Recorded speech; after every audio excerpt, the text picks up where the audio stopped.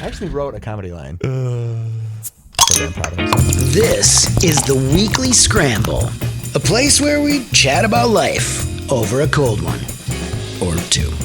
It's time to belly up to the pod with Mike Fratelloni and your host, Chris Reavers. That's right. It's time for the Weekly Scramble podcast. My name is Chris Reavers. With me, as always, his name is Mike Fratelloni. Hello, Michael. How you doing, Reavers? I'm doing great. There's so much stuff that I do want to get into with you. Sorry. Sure. It's been a day. It has been a day. It's been a week. But one of the things that I wanted to get to right away was the fact that we had a No Kings protest nationwide. Everywhere in the world, people were going to rebel against the tyranny that exists in this country, which doesn't exist. Sure. However, I kind of wanted to approach it this way with you. Are you ready? Reavers, I'm born ready. Because that's what I love about working with you. I can pretty much go any direction, and I kind of know either which way you're going to take it, or I know that you're going to have a reaction to it one way or another. What was your reaction when you... And I know you were traveling with your daughter, which is something else I want to get to. We'll get to that. But what was your reaction when you saw things unfold via whether it was social media, news outlets, whatever? I'm going to go on record and say maybe it was the most successful rally and protest in the history of America. Really? They want no kings. And what do we have? No kings. We got no kings. We did it. That is actually pretty damn good. Did it. It's going to be a wake-up call to the Democrat Party when every black person and every Hispanic person and every Asian person says, I don't want to be part of this group. I don't want to be necessarily with the No Kings protesters. And they start to vote for the Republican side of the ticket. And I think that's already kind of happening. Yep. But it's going to be a weird wake-up call. It was a... I get it. I get why people freak out about Donald Trump, because Donald Trump doesn't care and he trolls them, and they believe him when he's trolling them. Yeah, the AI video of him flying a fighter jet, dumping feces on protesters, that's not going to help matters, but it was funny. But he's pissed. What we forget is he's pissed. Why is he pissed? Because they shot him in the head and tried to put him in jail, right? I, too, would be pissed. Yep. And I really, really believe that the people who went out there fear Donald Trump. I get it. I don't like the military coming into our towns. I don't think they should be going into to Chicago and Oregon. I don't think they should do that. I don't think it's the right answer. I'd love to have less crime there. I was down in Mississippi. The people down in Memphis, and the people down in Memphis said, "Oh my gosh, it's night and day difference here." Yep. All of a sudden, you can go down to Beale Street. It's night and day difference, safety wise. But I don't think he should do it. And I see why they fear a guy that will willingly troll you and say, yeah, you never know. I might go ahead and put you in jail. It's like, oh, you can't say that, President. You can't say that because people will say he's going to put us in jail and he might just do it. The one thing that was so eye-opening, and I'm one of those people. I'm cynical by nature. And when I see things circulate where you've got the man on the street interview, for instance, and my favorite thing is when they encounter someone that's actually willing to talk on camera into a microphone, and then just the simple question is asked, why are you here today? And it takes them a while to get to a rambling, somewhat disassociated point where they don't even understand why that they're there. They don't really know. But it's the fear of Donald Trump is why they're there. But the other problem that I have is when it's widely reported and proven factual that most of the people that were involved in these protests are bought and paid for. Well, I don't know if you can say most of the people, because there was hundreds Do you of want the thousands of receipts? million. Well, I mean, no, I think the event was bought and paid for, right? Sure. The signage that was perfectly, beautifully printed, right? That's bought and paid for signage. But because I know people who went to the No Kings protest. I know a lot of them. Sure. Right here in Minneapolis. Okay. And they went because they're afraid of Donald Trump. I get it. Donald Trump's a freaking lunatic. He is a lunatic, a high efficacy lunatic, right? And I could see why people on the different political spectrum than I would say, this guy scares me. Yeah, he can scare people. I get it. I mean, I totally get it. What I don't get is if you were a 22-year-old black kid, you'd look around that crowd and say, well, this isn't my Democrat Party. This isn't what I too want safe streets. I too am not afraid of Donald Trump. a 22-year-old kid. And if they start looking at the Republican side and they say, "Oh, I'm more aligned with this message." But I guess the point I was trying to make is if you were at, or if you were a part of, and again, if this is somebody that you know that may or may not listen to the show, that's fine. I don't care being labeled this way. If you were someone that took time out of a beautiful Saturday in the middle of October and decided to be a part of the No Kings protest, that's absolutely within your right. Most successful protest ever. That's exactly what made this country great, is that gives you that ability. Well, either you don't know what's going on or you were paid to be there. Those are the only two explanations, because there is no king. We get that there's no king, Reavers, and I'm being jocular when I say it's the most successful protest ever, because there remains to be no king, right? Yeah. But I don't think, do you think the vast majority of people were paid to be there? I think it's maybe 1% or 0.5% or a quarter, or actually no one was paid to be there. I'm willing to do more research to come up with what percentage that I think that is, but it's clear that there was millions and millions of dollars that were paid nationwide to put it together, to put this together. And I think that is bought and paid for. I truly believe that that's bought and paid for. But you know what? You have the right to do that in America. Sure. You have the right to say, hey, this is a peaceful protest and we want it peaceful, and we're going to go ahead and buy the signage. We're going to buy the permitting. We're going to do the advertising. We're going to run this. And it was a well-run thing. Very successful. No kings, right? What I found strange is that in Spain and in England, they also had no kings protests. And if I'm not mistaken, they still have kings in those countries. Yes, they do. And I guess so, not as successful. The part that I have an issue with is the fact that we have a section of our society that's really stupid, and oftentimes both sides very influential with things like social media posts, and they're just going to consume what they want to consume, regardless of the propaganda that's being fed to them. Case in point, MSNBC, which posted a video of thousands and thousands of people are lying in the streets. Well, it turns out the video is from 2017. Yes. And see, that's the problem that I have with this. You think they did that accidentally? Of course not. Yeah. Okay. Because this entire notion of being a part of some type of movement that's making a change and fighting the resistance, what point are you proving? This president was elected because people like me, and probably like you, were sick and tired of the crap we're being fed. I don't want boys and girls bathrooms. I don't want gender studies at being influenced. I don't want people to have programs where I'm forced to subscribe to a certain type of ideology. I want to be left alone. And common sense. I want to raise my kids. I want to have a society in which common sense prevails. I don't care if you and I disagree politically. That's fine. I have plenty of friends that don't agree with me politically. And guess what? I still respect them. I still love them. They might not respect or love you and anymore, that's fine, but that's their decision, not mine. But it's a different mindset, isn't it? For sure it is. And I guess that's the part that I've had such a problem with what I was seeing going, okay, first, and the other thing is, most of these people, I mean, the average median age of those protesters had to have been 60 years old. Oh, yeah. It was easily. It was an old group. And not even hippie old, right? I mean, so let me ask you this. When you look at the videos of the protests, the peaceful No Kings protests, I think they were overwhelmingly peaceful, if I'm hearing it right. I believe those people love America. Right? They're afraid for America's future, whether they're right-minded or wrong-minded. I think they have the vast majority of the people are afraid for America's future.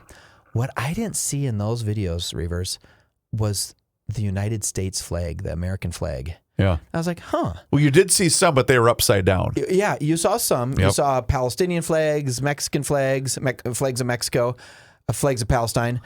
You didn't see a bunch of American flags. And I thought, well, they might love the country the same way I do. I consider myself in the middle, right? So I'm on their side a little bit and I'm on the other side a little bit. But I was really surprised not to see flags, because I could envision going, if I believe that Donald Trump was trying to become a autocrat or whatever the hell he wants to be, a dictator. I could see me going there and saying, hey, I love America. I'm bringing my flag. And where's the disconnect? Why would that side that went to the No Kings rally not bring a flag?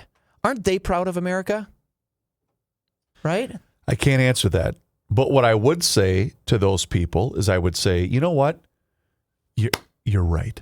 You are absolutely right. You know what? And you know what? You know what we should do next?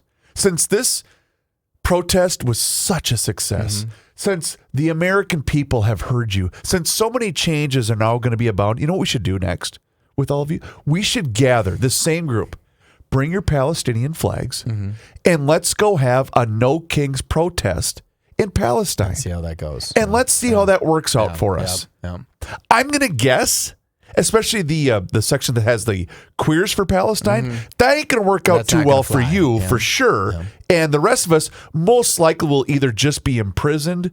We may or may not be beheaded. Sure. I'm with you, and I see you're being, jocular. I get it. I just can't stand these people. It's I a literally lack of can't. knowledge.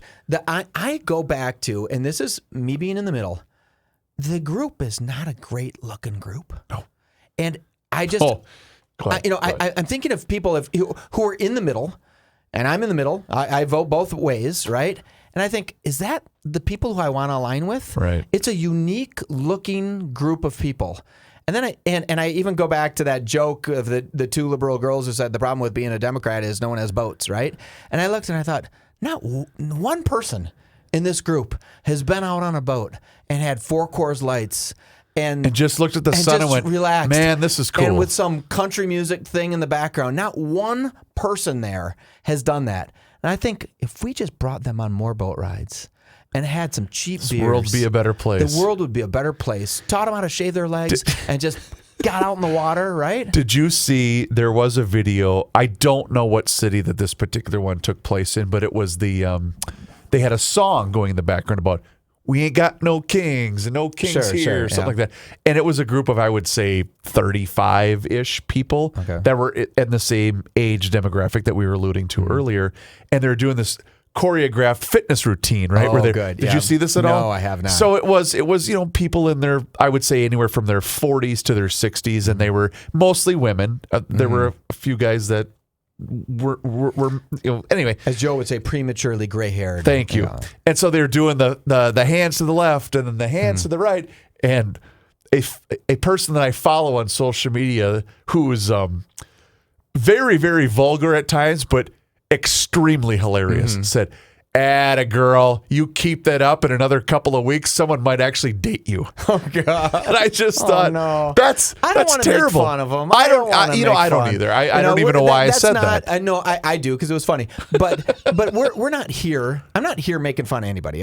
Like I said, you and I both said we have blessed lives. The last thing we're going to do is make fun of somebody. Right. But if you're in that group and you're looking around that group, and there's just hatred and sadness, and people are afraid of kings, look at the other side once. Because I guarantee you, Republicans don't give 2 craps that happened. Republicans don't give 2 craps about the No Kings rally because they see who was throwing it, and they just don't take the people seriously, I think. I have a much larger point that I'd like to get to on the other side of this, if that's okay. First of all, let's talk about We Are Nuts and WeAreNutsMN.com. Locally roasted, family owned, and dangerously good. Here's the deal, ladies and gentlemen. If you're in charge of corporate holiday gifting this year, well, listen up. Don't be the person that sends another branded coffee mug. Be the hero that sends toffee peanuts. Oh. That's right. Their corporate gift tins are fresh, festive, and unforgettable. Whether you're thanking clients, rewarding employees, or just spreading holiday cheer, they've got you covered. Here's how easy this is. They're basically going to take care of this for you. Just visit WeAreNutsMN.com and you download the corporate gifting catalog. It's right there on their homepage. You pick your tins, cashews, mixed nuts, chocolate almonds, hokey pokey popcorn, even the famous 4. You send them your gift list. They're going to pack, personalize, and ship each tin, even with custom enclosure cards featuring your logo and also your message. This is a no-brainer. Can I ask you a point of clarification? Sure. If I just wanted to send tins to Jennifer in Chicago because she's my cousin or something, I made that up. I don't want my wife to. Now my wife's going to ask me, who's who the hell is Jennifer? Right? Right. If I want to send a tin to Bob in Chicago, do I have to? It doesn't have to be just a corporate thing. I can just buy a tin. Yeah. Right? Because why did I have to go to the corporate thing? Is that what it Well, says? they have a giant brochure. That shows you. But that can shows also you. just be gifts. Yeah, you could send it to me. I could send it to you. Yeah, I could. Okay, so this I could be could just send a it to Christmas myself. gift or a Hanukkah gift Absolutely. or a Kwanzaa gift or whatever. Yeah. But here's the deal. I know it's tough to think about the holidays right now, but it's you've not. got to order by October. No, excuse me. For Thanksgiving. For Thanksgiving, that's already passed. But for Christmas, by November 14th, I was reading my copy You can wrong. just go in there and buy the tins too. If you haven't Yes, you done it can. for Thanksgiving, Yes. just go in there and buy them. So visit wearenutsmn.com, or you can call them directly at 612-781-6596. The Weekly Scramble. We will be right back. Okay. So I was thinking about the No Kings thing, and a thought just occurred to me because this is actually what I wanted to get to in the first segment. But here's what I love, and I'm just relating specifically to the rally that took place here in Minneapolis, or I should say Minnesota. You had Tina Smith. I think Peggy Flanagan was there. But you also had Keith Ellison. Sure. And the reason I'm bringing up good old Keith is because I think there's no bigger fraud in politics in the state of Minnesota than Keith Ellison. Sure. That's my opinion, Chris Reavers. So let me get this straight. We don't want any kings here because, we don't want kings. That's just bad. It's just no kings here. Yet there's a guy who sued a woman in northern Minnesota for having the audacity to open up her family-owned local coffee shop during COVID because she just needed to survive. Sure. And she he was just nasty about trying it. Yeah. to keep her lights on. Yet, I'm not going to name them specifically. The bigger brands were able to be open. And we all know who the bigger brands are. I'm not going to name them because that's not their fault. This is a Keith Ellison issue. Sure. I'm taking a point up. So that doesn't mean you're a king. Yeah. But what Trump is doing means you're a king. Oh, wait, I'm sorry. Tim Walz. Some of the most restrictive COVID lockdowns in the entire country took place right here in Minnesota. You're not a king, though, but Donald Trump is, because again, you're trying to get reelected governor in the state of Minnesota, and you're running against Donald Trump, even though Donald Trump isn't running for governor in the state of Minnesota. Where to the point, Tim, where my grandma's final months, I wasn't allowed to go see her unless I had gotten a COVID test, checked in at the front desk, taken a temperature reading, had to wear a mask the entire time. I wasn't even allowed to give her a kiss pulling my mask down in the cafeteria. And God forbid she died because you wouldn't be able to go to her funeral. That's just it. And churches were closed. Yet I could go to a big box retailer. That was no problem. My kids couldn't play freaking baseball outside that summer. We shut all that down. Sure. But yet I could go to a large retailer and be around 10,000 different people. That was okay. The audacity and the hypocritical nature of every politician associated with the No Kings thing this past weekend is laughable.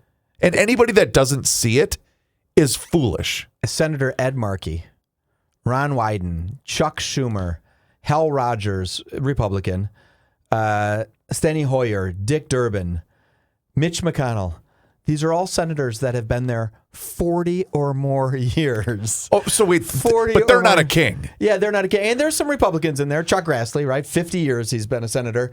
Yeah, but they're not kings. They're elected for 6-year terms, but they're not kings. That's different. They're just going to stay there 50 frickin' Forever. years. But they're not kings, Reavers. And oh, by the way, their jets that they have that the government has to pay for them because, they're important majority leaders or minority leaders and they need to have jets that they can fly. They're not kings because they definitely do not want kings. Yet they absolutely are America's royalty.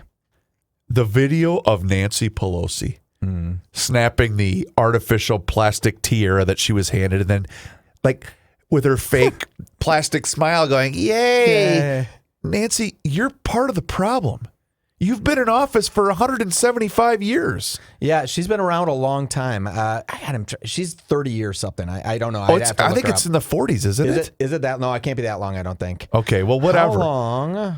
But all of these people, and here was the other point I was trying to make in the first segment.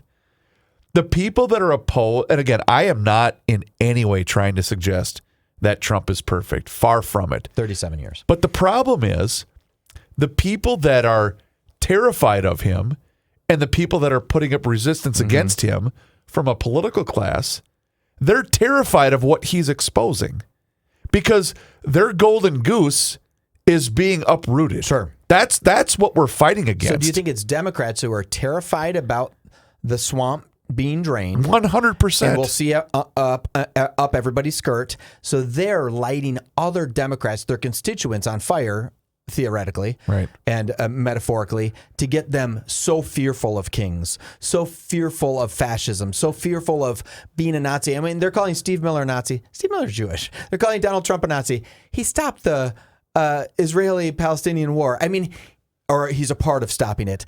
It is really weird, the words that they use when they don't equate at all. It's almost the equal and opposite of those words. Do you know why that is? Why is that? Because there's the playbook, right? And I've begged Joe for I don't know how many years. It's going on at least 10 years. I have begged Joe to write a book. And the book is just simply called The Playbook Guide for Being a Lefty. Okay. Because there's so many rules, right? Sure. It's okay if one side does something, but not okay if the other. And honest to God, Mike, because Joe's brilliant. He could do it. He not only could he do it, Don't tell him that. he'd make so much money doing it. The lefty guide, the playbook. Oh my God, it's basically everything we've discussed on GL for the last 10 years. Sure. There's so many rules to being a Democrat now. It's confusing, and the problem with that, It's ever changing as well. ever changing. So you'd have to, on chapter 26, you'd say, "Oh, wait. We did this in 2019. We ain't doing that anymore." Jews, and now that Donald Trump stopped the war, now you kind of like the Jews, and it throws you off. Right? I will No never one really- forget this. I can't remember if I brought this up with you or if I brought this up on GL. There was somebody when the ceasefire deal was somewhat agreed upon last week, and a guy went around a college campus, I believe it was Columbia, and he asked, it was a female, I would say early 20s, the typical dyed blue hair, that whole deal, Sure. and said, "What do you think about the ceasefire deal in the Middle East?" "Well, I'm really glad that we were able to, that this was agreed upon. However, I'm just mad that it was Donald Trump that did it." Sure. Yeah. I'm sorry. Did I? Is that 37 years ago? That was 37-year-old Nancy Pelosi. Yeah. 37 years ago.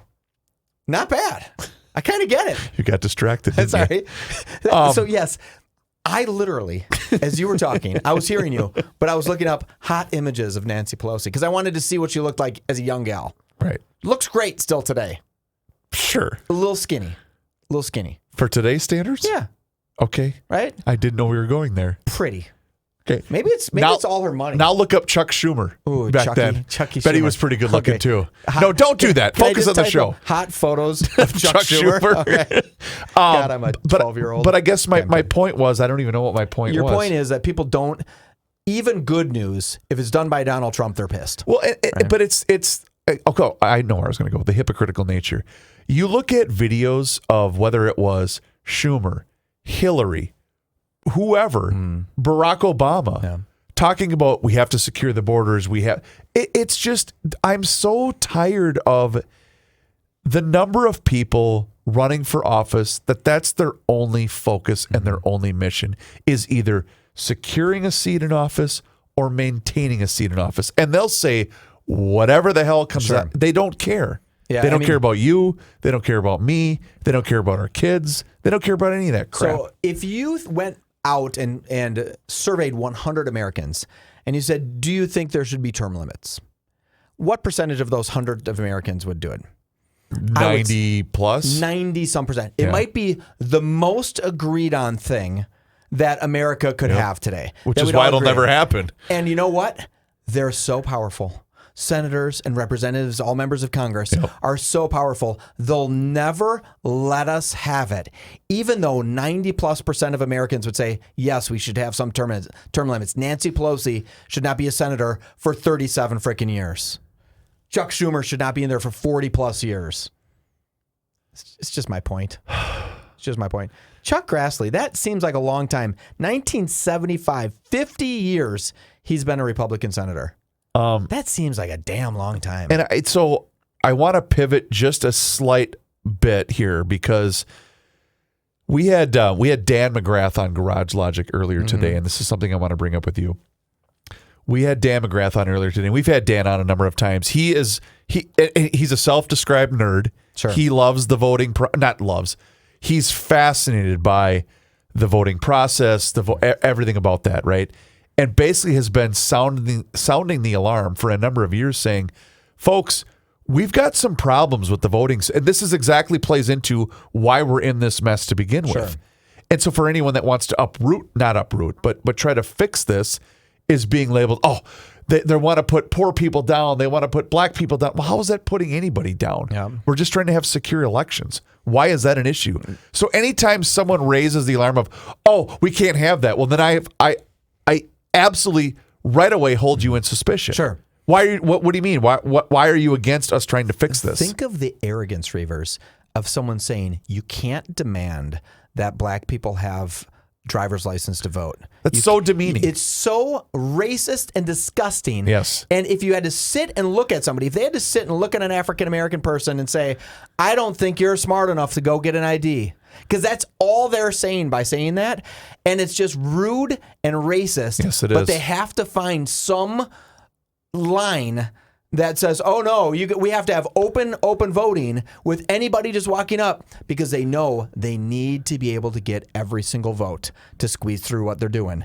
And if they have to pretend that they care about African Americans for a little bit, right? Which, isn't that really funny? That up until every election, half of the world in politics really cares about African Americans, and then right after the election, what happens? They don't give nothing. They don't give a crap. Nothing. Yeah. That's why African Americans are flocking to the Republican Party. Yeah. I mean, that's what Donald Trump wanted. His numbers were out of control. But the thing that I stressed, and I asked this on the show, and he actually gave a really great answer. I know you haven't had the chance to listen to the show, because I technically haven't posted it yet. But the point was, I said, how can anyone, and I'm a cynic by nature, I'm full disclosure there, I know I am, but how can anyone believe that our elections are secure, especially here, when one particular party has full control of our state, and one particular party in our state knows how to work that particular system? Sure. And he said, well, you have every right to be skeptical of everything. And I thought, Mike, to this day, Tuesday, October 21st, we are 2 weeks exactly away from the most important election in the history of the city of Minneapolis. And I mean that. Sure. I've said that a number of times, and I believe that thoroughly. The precarious state, I talked to Jim Rubin. He said this is the most important election in Minneapolis. Because if Omar Fateh is elected, it was nice knowing you. Yeah, I hope territory. I hope Democrat Jacob Fry wins. I don't live I in do Minneapolis. too. I would go vote for him. I would go vote. The family that I have in Minneapolis, I'm saying, hey, please go vote for Jacob Fry. 100%. And I think he's the only Democrat running, right? Omar Fateh is not a Democrat. He's a socialist. He's a socialist. That's different. You might as well call him a communist. We can call it socialism. Socialism always bleeds to communism eventually, right? Yep. In my book, it always does. And we only have one option. It's Jacob Fry in Minneapolis, and we have to have Jacob win. I think Dan might be right. There might be a bunch of fraud in elections here. I think we are such a blue state already, Reavers, That it doesn't matter. It won't even matter. Sure. Right? How many fraudulent votes? And you did bring up, didn't you say that Keith Ellison was just won by the hair of his chinny chin chin? It was less than 1%. So less than 1% is still thousands of votes. Sure. But it's getting closer where true fraud could flip an election. But when you're winning in this state 75-25, or a Republican gets 80 votes out of the 8,000 casts, it doesn't matter how many you fake. But think of that. Walz and Ellison have both made the claim that they're running for re-election, despite the fact that billions of dollars of fraud have happened under their watch, where campaign contributions were made from these various fraud campaigns to them. Yep. It's maddening. No kings, though. No kings. can't have any kings. When I run for governor the third time, no kings. What about Burger King? Oh, I do. I like love a a good Burger Whopper. King. Oh, God. No, a Whopper? sausage sandwich. That's pretty damn good, too. yeah. You know what you actually get? What? You get 2 Junior Whoppers. Oh. And then you just have both of them. And you stack them on top of each other because you're getting the small ones. Right. It's a small Whopper. This is not a commercial for Burger King, It but really that sounds isn't. pretty damn good. Great fries. It is a commercial for North American Banking Company. However, it's banking done differently, and you get that feeling anytime that you walk into any one of their 6 Twin Cities locations, whether it's Roseville, 50th in France, Hastings, Woodbury, Shoreview, and Maple Grove. I actually drove by the Hastings location just the other day. It's a beautiful facility. And you know what? Even more importantly, since 1998, they made a promise to deliver a better banking experience for their customers where you know your banker and they know you. And while a lot has changed since then, this commitment to being a true community bank in the Twin Cities, that has not. And you know what? They want to take care of you, your family, and your business. And they're locally owned and operated. Here's why that's important. That means loan decisions are made right here in the Twin Cities. They are not sent out of state. So this helps all of you business owners solve problems quickly and expand your business with confidence. They deal with numbers every single day, but you are never one of them. So your first step can be checking them out online today. It's nabankco.com to learn more. Once again, it's banking done differently. North American Banking Company, member FDIC, is an equal housing lender. The Weekly Scramble. We will be right back. I have a question to ask you. Yes, sir. How much fun did you have this weekend? So I saw your phone. Let me just say quickly, and I want you to go. Yep. I love it so much because my kids are a little bit younger than your girls, and I could tell you had a blast with your daughter. I did, and I gave this to the frat pack. I put this up on the frat pack already. So my daughter and I went down to Alabama, University of Alabama, and Ole Miss. Right, so we toured. Where do you both fly schools. into, by the way? We flew into Memphis because I actually have an office in Memphis too. Oh, okay. So we flew into Memphis. Oh, work down trip. Yeah, attaboy. Drove down to. I'll tell you a funny story about that. I drove down to Oxford. Right, stopped at Ole Miss, spent the night there. How far is that? Hour. Oh, really? Yeah, so it's real convenient out of Memphis. Oh, cool. That's the main airport closest to Oxford. Cool. So for me, that works out, right? Then we stayed there, and then we decided to go over to Alabama, which we had, and we had a tour at Alabama on a Friday. We stayed for the game, Alabama, Tennessee. Which was a great game. Great game Saturday night. I was watching because I was texting you. I'm like, I'm going to watch this game. Hell yeah. SEC football is completely better than professional football. It is, the vibe is the different. Atmosphere, everything. The tailgating is better. The people, everything about it was outstanding, right? And I'm trying to figure out which school that I would like my daughter to go to, right? It's her choice, right? Within reason. Like if she picks some school that I didn't love, I'd weigh in on a little harder. But I would really love people to write in mike@garagelogic.com. Mike@garagelogic is my email. Mike@garagelogic.com. I want to make sure it's right. Yep. If you have any experience with Alabama or any experience with Ole Miss, please let me know. Send me that. A lot of people go to Alabama, so there's a lot of roll tiders out there, right? Sure. In fact, when we were walking around Ole Miss, because we went from Ole Miss to Alabama, stayed a couple days, and then we had to go back to the airport, so we stopped at Ole Miss one more time just to walk around campus. My daughter has an Ole Miss Roll Tide sweatshirt on. People are driving up to us she had a Roll Tide Alabama sweatshirt. Let me say that right. Okay. We're on the Ole Miss campus. People are rolling down their window, screaming "Roll Tide" to her, even though we're in Mississippi at Ole Miss, right? That's crazy. And my daughter's like, "What am I supposed to do?" I said, "You got to yell Roll Tide, right? Yeah, that's right. the thing. You got to do it." And I had such great conversations, so much so, my daughter said, "Oh my God, please stop talking to people. Stop asking them what they think of the school, right? Stop asking." So I have a buddy, his name is Boyd, and he's the president of Orgill, the company that bought my company. Sure. Right? Yep. And he went to Alabama, and I really respect Boyd, and he's a real bright guy and a real fun guy. And so I texted him. I said, "Hey, Boyd, are you down here?" And a couple other people that I know that work for the company that bought us. And I said, "Hey, are you here? Because I want to catch up and see you, and we'll go to the game." And he said, "No, like go ahead and here I'll get you in touch with some of my boys, and we'll go down." And I thought he was in a fraternity, so I thought, okay, his frat is here. I'm going to walk my daughter into a frat house. What's going on? So we finally make it over to these two guys, and they were his sons that also went to Alabama. These two guys, Adam and Austin, right? Boyd and Sons. Yep. could not have been more gentlemanly, could not have been more graceful to my daughter. Oh, that's so cool. And they said, here's Sarah. She's a sorority girl from here. Here's Jenny. She went here. And the girls, the sorority girls are saying, you're going to love it here in Alabama. Like all this sweet talk. With the Southern charm. And they're like, here's my telephone number. If you need anything, Doll, you just let me. I mean, it could not have been dude, sweeter. That's so I'm awesome. looking at my daughter. She's looking at me like, I'm going to Alabama, right? I mean, she is just all in because, again, Boyd and Sons, again, I thought they were going to be his frat brothers, but were literally his sons. Actual boys. Yeah, right. Had this huge setup, and I said, do you go to a lot of games? And one says, well, I live here. Like, I went to school here, and I decided to stay in Tuscaloosa, Alabama. That's right. So you cool. could go to, it was really, really a special thing. And the neurotic Mike said, we were end of the third quarter, going into the fourth. We were waiting for them to play this Tennessee song that they do, this Alabama band, where it has some Tennessee vibes in it. And my daughter really wanted to stay for that. And I'm like, it must be at the end of the game, but I don't want to leave here with 100,000 people because we parked like 4 miles that way. Minnesota sense took over. Like we need to figure out how to get out of here. Plus, we were stuck. There was no hotels in Alabama around Tuscaloosa, Sure. so we were like an hour and a half out.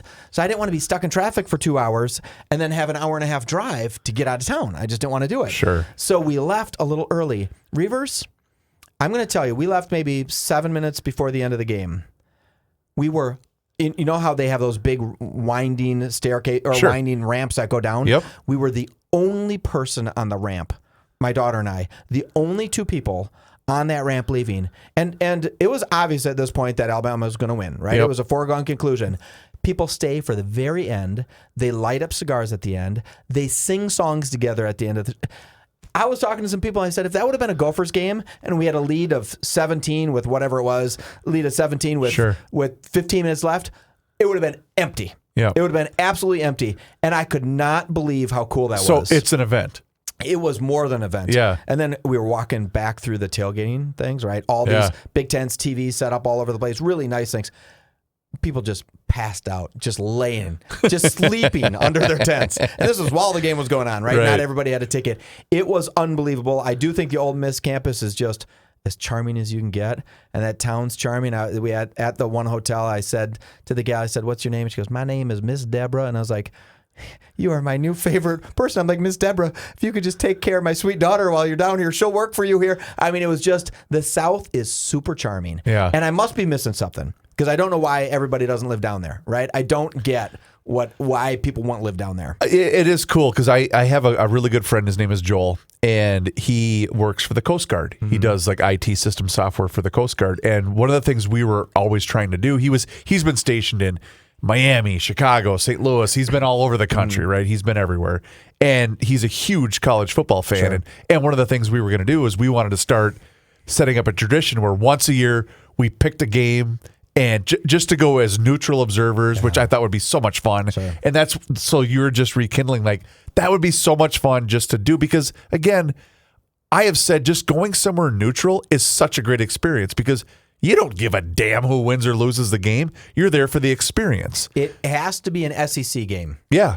SEC football is just different. It's just different. It's just 100,000. So they said in Tuscaloosa, the population of Tuscaloosa is 100,000. And on big SEC rival games, Like Tennessee. you know what it goes to? Oh, God. 300,000. Are you kidding me? 200,000 people coming to town. I'm like, that can't be true. Well, what does a stadium hold? The stadium, 100,000 I was going to say the people. stadium Yeah. itself holds 100,000. So, I mean, it's the entire population of the city Wow. can go into the stadium, but another couple 100,000 people come in. It was really, really a special thing. We did sit next to two total a-holes that were Alabama fans. We're almost to the very top, like, of the stadium. Sure. Right? And these guys would not stop screaming. Would not stop. What kind of bullshit is that? I mean, you're 240 Nobody can yards hear from you the except play, for dude. me. Right? And Yeah. just screaming. And it made me, again, I was kind of hot on my daughter going to Ole Miss instead of Alabama because it just seems a little, Alabama seems like you're going into a dance club. Ole Miss seems like you're going into a fine dining restaurant. Right? Oh, sure. Like, it's just, Okay. that's the feeling different. And I was saying to her, like, those are the guys here.